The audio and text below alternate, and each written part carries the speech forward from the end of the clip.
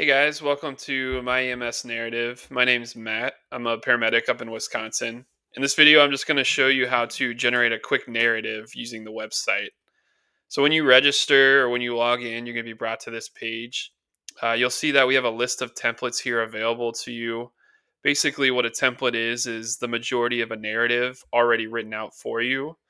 The only thing we really need to do is go in and update the specifics of the call to that narrative based on this template here. And these templates are something that you can create yourself, or you could come back in and edit later. You'll see how they work after I run through one of the narratives for you, but we'll show you how to edit and create one in a future video. So we'll just say we finished a call with an 84-year-old gentleman complaining of chest pain. We'll say it's a 911 call. We took him to the hospital. So we find that template in the list, and we're going to come over here to the generate button. And once we generate it, it's going to come up with a pop up box, which I'll close and come back to in a second. Basically, you can see the majority of a narrative is already written for you in the terms of a 911 call. The only thing that's a little weird is these words and brackets here. And basically, these are the specifics of your call, things that would change from call to call. And what we're going to do is go through and basically update these or fill these in to fill out the entirety of the narrative here. So we have all of the ones in brackets up here in this bar. If you have trouble finding them, you can press this little button here. But we'll start with the initial location, and we're going to click it. It's going to bring up this pop-up box, and really what's going on is anything that ends up in this box here, anything you type in, is going to be inserted into the narrative where we saw this bracket. So if we found this patient in a parking lot, we could type it in like so, and we'd insert it. Some of these inputs also have options below them. So if we were dispatched to the patient's house, we could actually click this since it's appropriate, a private residence, and insert it. And this is going to open up the next inputs pop-up box for dispatch reason, but we'll close this real quick. So you can just see how a private residence was automatically filled in here. So that's kind of the concept of what we're doing. We're going to go through and substitute in the specifics for each one of these with the brackets. So we'll come back to dispatch reason. We said chest pain, 84-year-old male patient. We'll say he's ANO times 4.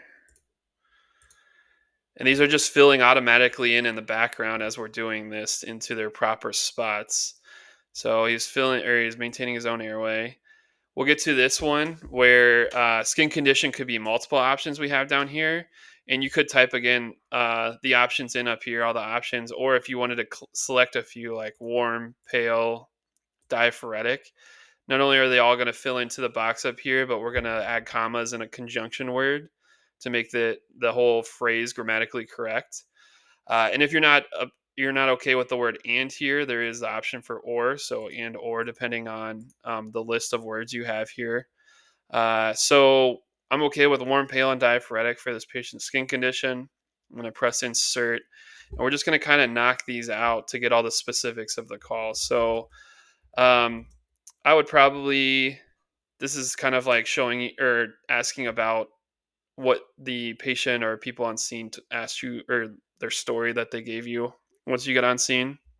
I'm gonna say he woke up with chest pain and has never had cardiac problems before, no cardiac history. So again, I would probably get a more thorough assessment and details, but we'll just do this for brevity. So sheet slide transfer from his bed or something. So you're just filling these out, and you can kind of see them again in the background. Updating.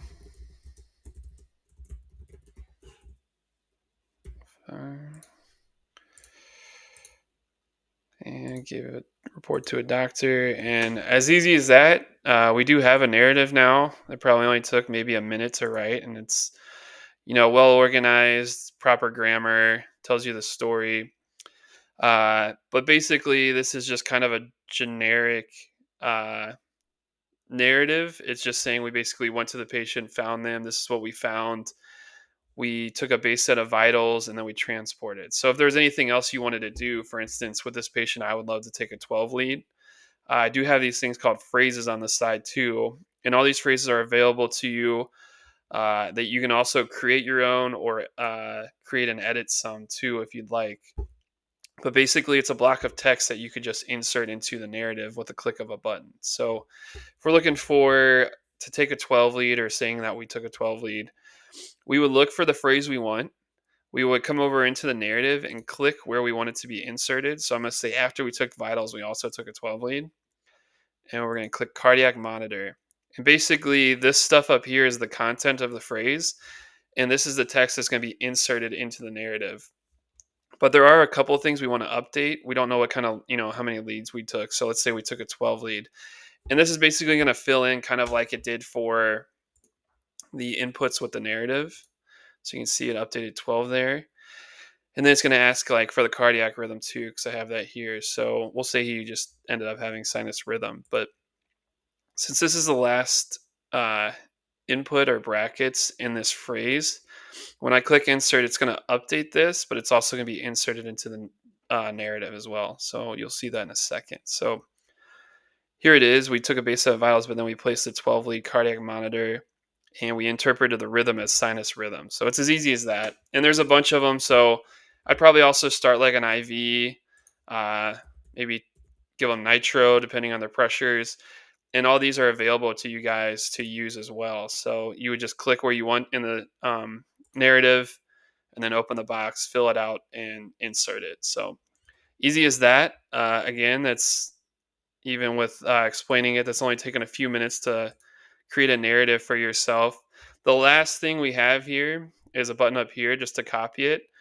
So if you click this, it gives you a couple more tools. So if for whatever reason you skipped one of the input boxes, you might still see those brackets in the report. This will automatically remove them. Anything like switching A to and. So if you said a 80-year-old is how it ended up with the inputs and whatnot, this would switch it to an 80-year-old.